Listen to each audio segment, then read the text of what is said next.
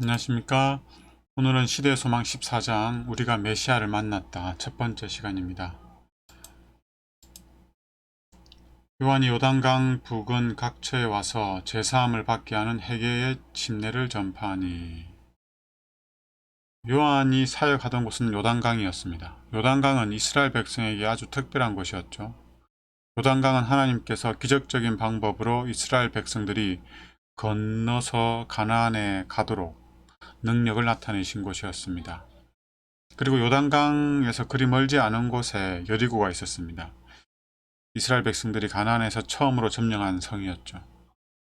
유대인들은 요단강을 오가면서 여리고 성의 무너진 터를 봤습니다.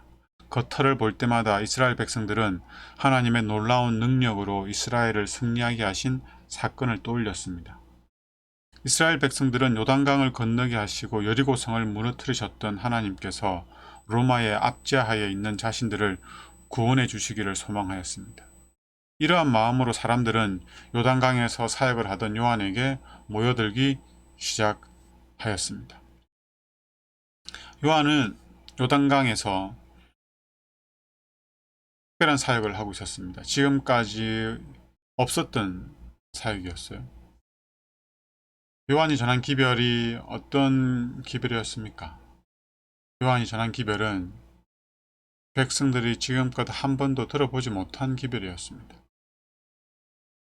그 기별은 회개하라 천국이 가까웠느니라였습니다.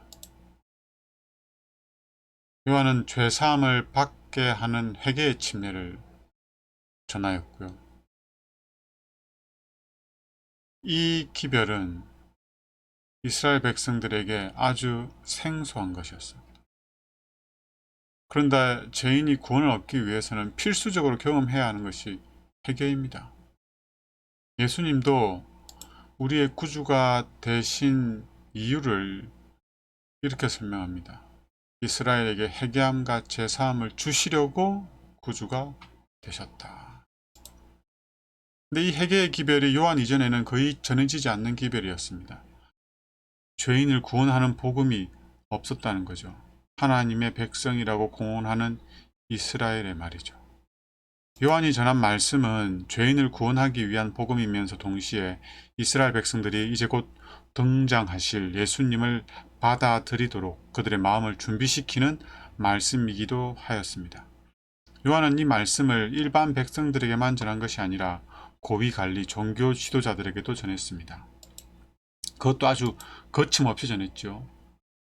바리새인들과 사두개인들이 나오자 독사의 자식들이라고 그러죠. 또 그들에게 좋은 열매를 맺지 아니하면 찍혀서 불에 던져지게 될 거라고 심판의 경고도 하게 됩니다. 신학과도 나오지 않았고 어떤 교단에 소속되어 있지도 않고 목사 안수도 받지 않은 30살 밖에 되지 않은 청년이 교회를 대표하는 목사, 장로, 합회장, 신학 교수들에게 이렇게 당돌하게 설교를 했다고 생각해 보십시오. 재림신문에 날 일이죠. 시대소망 133쪽에 있는 말씀입니다.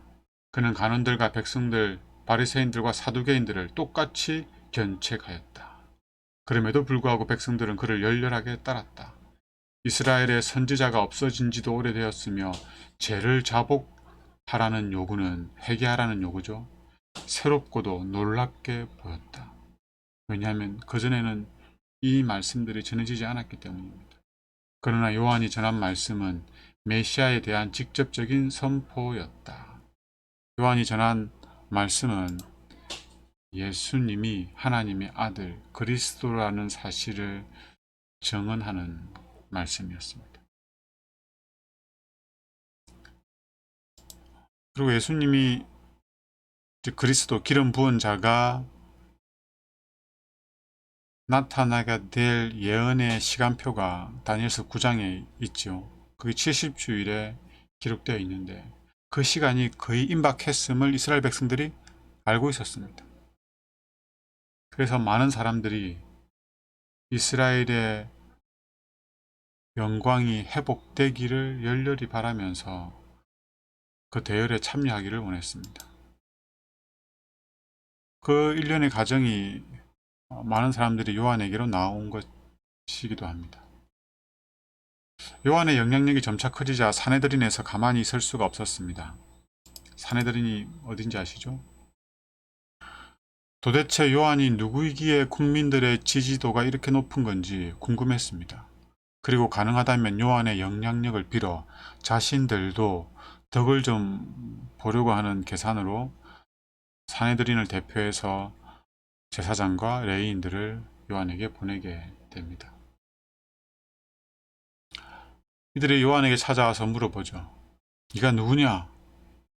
그래서 요한이 20절에 드러내어 말하고 숨기지 아니하니 드러내어 하는 말이 나는 그리스도가 아니라 한데, 네가 누구냐? 이 질문의 의미가 혹시 네가 그리스도라도 되느냐라는 의미로 한 것임을 요한이 알았습니다. 그래서 나는 그리스도가 아니라라는 대답을 하게 되죠. 그러자 사내들인의 대표들이 이거 엘리야냐? 아닙니다. 선지자냐? 아닙니다. 여기서 선지자는 모세를 의미합니다. 뭐 그리스도도 아니고 엘리야도 아니고 선지자도 아니고,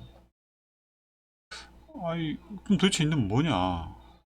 우리도 보고서를 작성해서 상부에 보고해야 되니까 보고서에 네가 누구라고 기록해야 되겠노? 라고 되묻죠. 그래서 요한이 아주 멋있고 아름다운 말씀으로 자신을 소개합니다. 정말 아름다운 표현이에요. 네가 누구냐? 그러니까 요한이 뭐라고 그래요? 나는 선지자 이사야의 말과 같이 주의 길을 곱게 하라고 광야에서 외치는 자의 소리로라 하니라. 요한은 이사야 40장에 있는 말씀을 인용하여 자신을 광야에서 외치는 자의 소리라고 소개합니다. 소리. 너무나 멋있는 자기소개 아닙니까?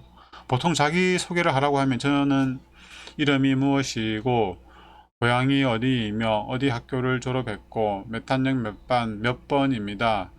아니면 누구의 아들, 뭐 누구의 딸, 뭐 누구의 아빠, 누구의 엄마, 아니면 회사의 직책이나 교회의 직분 등을 말하잖아요. 자기 직업을 말하고. 그런데 요한은 어떻게 해요? 자신의 사명으로 자신의 소개를 대신합니다. 요한의 사명이 무엇이었습니까? 예수님의 오실 길을 예비하는 자였습니다. 예수님이 오실 길을 예비하는 자라는 사실을 예수님도 인정하였습니다. 그래서 마태복음 11장에 예수님이 다음과 같이 말씀하십니다. 말라기 3장 1절에 있는 말씀을 인용하죠. 기록된 바 보라, 말라기 3장에 기록된 내용입니다. 내가 내 사자를 내 앞에 보내노니 그가 내 길을 내 앞에 준비하리라 하신 것이 이 사람 요한에 대한 말씀이니라라고 예수님이 친히 말씀하시죠. 요한이 자신을 소개할 때 인용한 이사야 말씀을 좀 보겠습니다. 이사야 40장 3절 4절입니다. 외치는 자의 소리여 이르되 너희는 강야에서 여호와의 길을 예비하라. 사막에서 우리 하나님의 대로를 평탄케 하라. 골짜기마다 도두어지며 산마다 언덕마다 낮아지며 고르지 아니한 곳이 평탄케 되며 험한 곳이 평지가 될 것이요.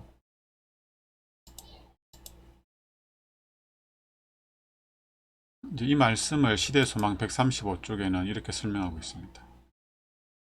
골짜기마다 도두어지며 산마다 작은 산마다 낮아지리라. 이 말씀의 의미는 하나님의 영이 그 기이한 일 깨우는 능력을 가지고 사람들을 만지실 때에 침례 요한의 기별을 통하여 성령이 역사함으로 사람들의 마음 가운데 회개가 일어나고 변화가 경험되는 겁니다. 그때의 인간의 교만은 낮아지고 세상의 쾌락과 지위와 권세는 가치가 없음을 알게 된다. 모든 이론을 파하며 하나님 아는 것을 대적하여 높아진 것을 다 파하고 모든 생각을 사로잡아 그리스도에게 복종케 한다. 사람들 가운데서 그토록 가소평가되었던 겸비와 자기 희생적인 사랑이 유일하게 가치 있는 것으로 높여진다. 이것이 복음 사업이요 요한의 사역이었습니다. 요한은 사람들의 마음에 있는 교만과 교만의 산과 언덕을 깎아 낮추고 이기심과 자기 만족의 골짜기를 메워서 평탄케 하는 일을 할 것입니다. 세상이 가치 있다고 여기는 것들을 무가치하게 여기고 세상이 무가치하게 여기던 겸손과 자기 희생적 사랑을 가치 있는 것으로 여기도록 할 것이었습니다. 이게 변화죠. 그 대표적인 인물이 바로 세리장 삭개오입니다. 그래서 세리장 삭개오가 세상에서 가장 가치 있다고 하는 그 돈을 다 어떻게 합니까? 사람들에게 나눠주죠. 요한은 왕이신 예수님이 죄인의 마음에 임하실 길을 준비할 것이었습니다. 이 요한의 대답이 좀 허무맹랑하잖아요. 좀 그렇죠? 자기 소개가 좀 명확하지 않고 마음에 안 들었나 봐요. 그래서 요한에게 또 다시 묻습니다. 네가 하는 말이 뭔지 잘 모르겠는데 그럼 네가 그리스도도 아니고 엘리야도 아니고 선지자도 아닌데 왜 침례를 베푸노? 이제 이 장면이 오늘 여러분과 함께 나누고 싶은 말씀입니다. 이 말씀하고 그 다음에 있는 말씀인데요. 요한이 대답하되 보세요. 요한이 대답을 하는데 지금 이 사람들이 요한에게 야, 넌 엘리야도 아니고 엘리야 비슷한 것도 아니고 모세 비슷한 것도 아니고 무슨 권한으로 자격으로 사람들에게 침례를 베푸냐? 네가 신학교를 졸업했냐? 안수를 받았냐? 교단에 속해 있냐? 그런 것도 아니면서 왜 설교를 하고 성경을 가르치고 침례를 주냐? 라고 요한에게 따지듯이 묻자 요한이 뭐라고 합니까? 요한이 뭐라고 하냐면 다음과 같이 말하죠. 나는 물로 침례를 베풀거니와 너희 가운데에 너희가 알지 못하는 한 사람이 있었으니 곧 내 뒤에 오시는 그이라. 나는 그의 신발끈을 풀기도 감당하지 못하겠노라 하더라. 요한이 뭐라고 했어요? 니 뭔데? 라고 하니까 자기가 뭔지를 소개하지 않습니다. 자기가 누군지를 설명하지 않죠. 자기가 무슨 권한으로 이 일을 하고 있는지를 변호하지 않습니다. 니 뭔데? 하니까 예수님을 소개합니다. 니 뭔데? 그러면서 너희 가운데 너희가 알지 못하는 한 사람이 섰으니 라고 말하죠. 지금 예수님 어디 있다는 겁니까? 지금 요단강에 모여 있는 군중들 가운데 있다는 거예요. 그러면서 요한의 말을 들은 사람들의 이목이 이제 집중되자 요한은 더 힘주어서 말합니다. 자신을 낮추고 예수님을 높이게 되죠. 이 내용을 좀 더 자세히 설명하고 있는 게 누가복음 3장 16절이죠. 요한이 모든 사람에게 대답하여 이르되 나는 물로 너희에게 침례를 베풀거니와 나보다 능력이 많으신 이가 오시나니 나는 그의 신발끈을 풀기도 감당하지 못하겠노라. 그는 성령과 불로 너희에게 침례를 베푸실 것이요. 이제 요한이 아주 멋있게 응? 이 누구냐 했을 때 자기 소개 안 하고 예수님의 소개를 하죠. 자, 이제 예수님의 소개가 딱 끝나는 동시에 예수님이 지금 가운데에서 딱 하고 아주 멋있게 등장하여서 이적을 한번 딱 보여주고 자신을 딱 소개하면 그 자리에 있던 모든 사람들이 예수님을 믿고 따랐을 것입니다. 그러나 예수님은 자신이 그 자리에 없는 것처럼 아무 말도 하지 않고 아무 행동도 하지 않으셨습니다. 요한이 민망해질 만큼 아무것도 하지 않으셨습니다. 왜 그러셨을까요? 시대 소망이 있는 말씀입니다. 요한은 예수께서 광야에서 돌아오셔서 무리 가운데 계신 것을 보았을 때 그분께서 당신의 본성에 대한 어떤 표징을 사람들에게 보여줄 것을 확신하며 지켜보았다. 그는 구주께서 당신의 사명을 선포하시는 말씀을 듣기 위해 매우 초조하게 기다렸다. 그러나 한마디의 말씀도 없었고 아무런 표징도 주어지지 않았다. 예수께서는 당신에 대한 침례 요한의 선포에 응답하지 않으시고 요한의 제자들과 사귀시면서 당신의 특별한 사업에 대한 외적 증거를 주시지 않으셨고 남의 이목을 끌 어떤 조치도 취하지 않으셨다.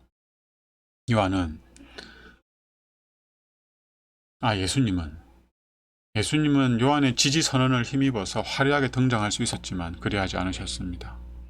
사람들을 하여금 당신을 그리스도로 믿게 하기 위하여 어떤 외적 증거도 주지 않으셨습니다. 이목을 끌만한 어떤 것도 그들에게 제공하지 않으셨습니다.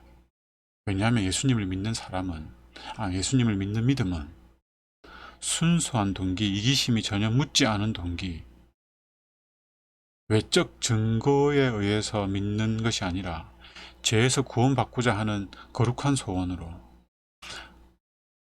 죄사함을 갈구하는 가난한 심령에서 비롯되어야 하는 것이었기 때문입니다. 우리는 예수님의 아름다운 품성에서 예수님을 믿어야 하는 이유, 예수님을 믿지 않을 수 없는 이유를 찾아야 합니다. 그 믿음이야말로 우리를 죄에서 구원할 수 있는 믿음입니다.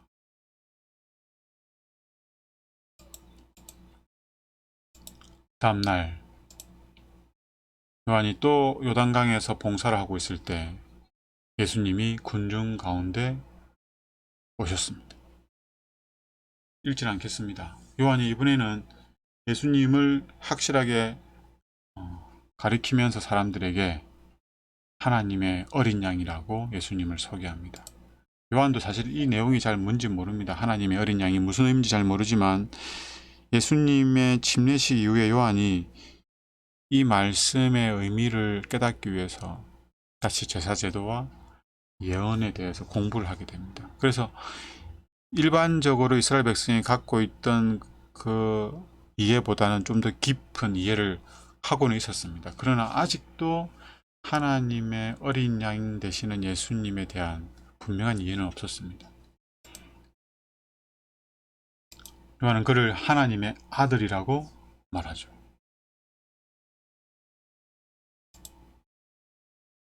다음날 요한이 군중 가운데에서 이 말을 했을 때 군중들은 이제 예수님이 누구인지를 알 수 있었습니다. 그런데 군중들은 예수님이 하나님의 아들이라는 그 어떤 증거도 발견할 수가 없었습니다. 아마 우리가 그 자리에 있었어도 그랬을 수 있을 것입니다. 왜냐하면 예수님은 이제 막 40일간의 금식을 마치고 수척해진 얼굴로 와 계셨기 때문입니다. 그리고 예수님은 이번에도 그 어떤 외적 증거를 나타내지 않으셨어요. 외모를 보고 자신을 그리스도로 믿을 수 있는 모든 것들을 제하해 버리셨습니다. 아니 이제 공식적인 자리에 가실 거면 정장을 입고 구두를 신고 머리도 단정하게 해서 이렇게 가셔야 될 텐데 그렇게 하지 않으셨어요. 외모, 복장, 학력, 출신, 재산, 직위 이와 같은 세상이 같이 있어 하는 것들, 이런 것들을 다 제하해 버리셨습니다. 원하기만 한다면 이런 것들을 취하셔서 사람들로 하여금 자신을 메시아로 믿도록 할 수 있었을 텐데 그렇게 하지 않았습니다. 근데 가짜 메시아들이, 가짜 그리스도들은 꼭 이렇게 합니다. 겉으로 봤을 때 뭔가 그리스도 같다, 좋은 목사 같다, 진짜 교인 같다라고 보이는 것들을 치장하죠. 그게 외모일 수도 있고 그게 가식일 수도 있는데 그건 예수님은 그렇게 하지 않으셨습니다. 예수님은 사람들이 오히려 의심하고 오해할 만큼 외적 증거를 다 제하여 버리셨습니다. 왜 그렇게 하셨을까요? 사람들이 예수님을 보고 이렇게 반응합니다. 이 사람이 그리스도란 말인가? 사람들은 두려움과 놀라움으로 방금 하나님의 아들로 선언된 분을 바라보았다. 그의 의복이나 태도에서 높은 지위를 나타내는 것은 조금도 없었다. 그는 그들처럼 가난한 사람들이 입는 검소한 옷을 입은 신분이 낮은 인물인 것처럼 보였다. 예수님은 왜 사람들이 호감을 가지고 인정을 하고 환호할 수 있는 모습으로 등장하지 않으시고 오해하고 의심할 만하고 무시당할 만한 모습으로 오셨을까요? 거기에 대한 답이 될 수도 있는데 있는 말씀을 읽어드리겠습니다. 예수께서 가난과 겸비 가운데 오신 것은 그가 우리의 구속주뿐만 아니라 우리의 모본이 되시기 위함이었다. 예수께서 왕과 같은 화려함을 가지고 오셨더라면 어떻게 그가 겸비를 가르칠 수 있으셨을까? 그가 어찌 산상설교에서처럼 예리한 진리들을 제시하실 수 있었겠는가? 예수께서 사람들의 왕으로 오셔서 거하셨다면 비천한 생활을 하는 자들은 어디서 소망을 찾을 수 있었겠는가? 이 말씀을 나중에 다시 한번 묵상해 보시기 바랍니다.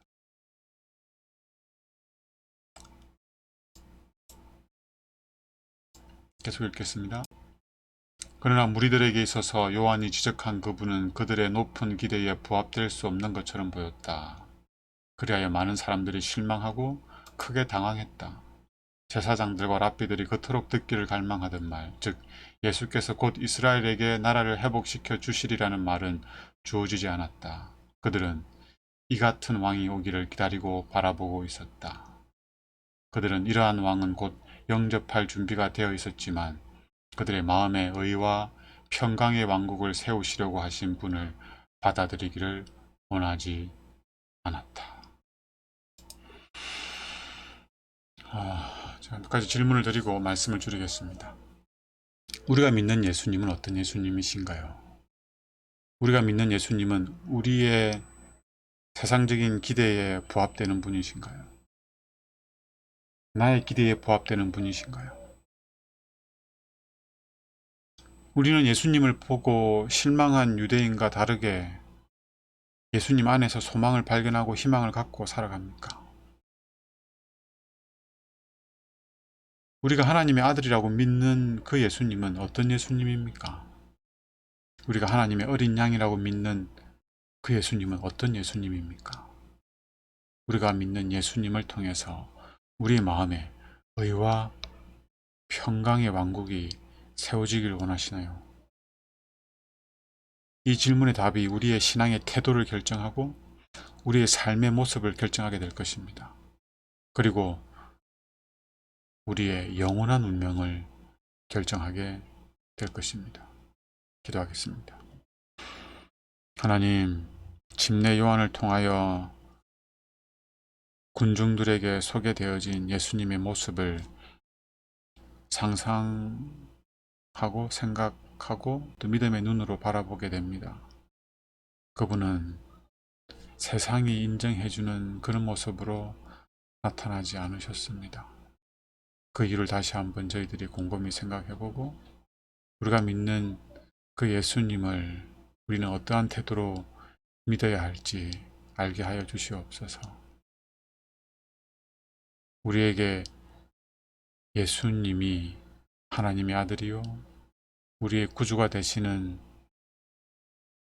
증거가 무엇인지 다시 한번 점검해보고 확인하고 말씀 위에서 우리의 믿음을 굳게 세울 수 있도록 도와주시옵소서. 또한 우리가 믿음의 눈으로 예수님을 생각하고 바라보므로 그 예수님의 아름다운 품성을 보게 하셔서 그 예수님을 더욱더 사랑하게 되고 믿게 되고 의지하게 될 수 있도록 저의 마음을 주장하여 주시옵소서. 그리고 우리도 누군가에게 예수님을 소개할 때 성경이 말하는 그 예수님 가장 낮은 곳에 임하시고 오해를 받으실, 의심을 받으실, 혹 거절을 받으실 그런 모습으로 오셨지만 참된 사랑을 나타내신 그 예수님을 소개할 수 있도록 은혜를 베풀어 주시옵소서. 오늘도 이 예수님을 믿음으로 사랑하며 이 저녁을 마무리하도록 인도하여 주시기를 예수님 이름으로 기도드립니다. 아멘.